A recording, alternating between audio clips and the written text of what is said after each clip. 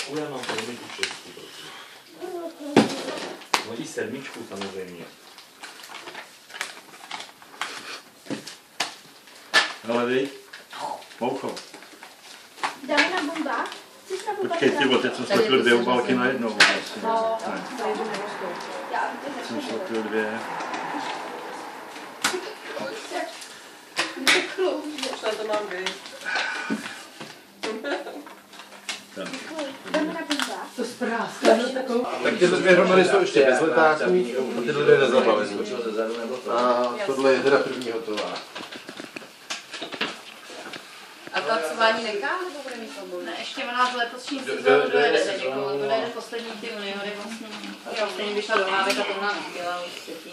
Jo. Jak si nepořídit chůdy na to? Takže si dojede sezónu a potom bude dělat tohle, bude na kolku bude jezdit na závody, který bude stíhat, když nebude mít závody v tancování. Jo.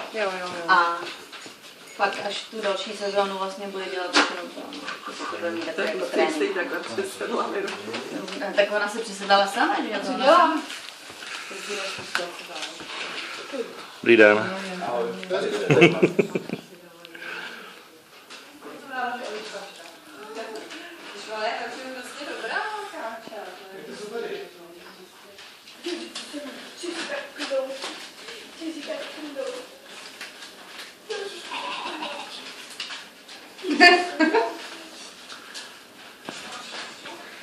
Tak. Nedosáhnu přes vás. Prostě tatko, hele. Oni se mi vysedou. Au. To je jedno, tak on to bude... Tak, položte to hezky, tak.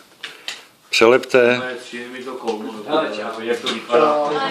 Ale dejte se. Asi fakt odjíždí to nejlepší chvíli. A díky.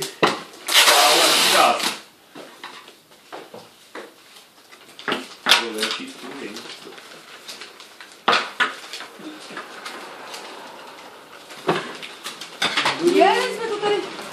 Moje. Jdeme o tom někomu něco. Správně. Ne, tady vysvětlete to těm, co to dostanu. Já totiž nebudu rozprávat vůbec ten gal. Tomu to je rozumím, to bude nejlepší, no. On ještě teď žádnou srandu neudělá. Dáme další. Tak komu se to rozsypalo? Mouchovi. No se mu to nerosypalo, on to schválně rozházel, on to po nás vrhl. Jako šablu.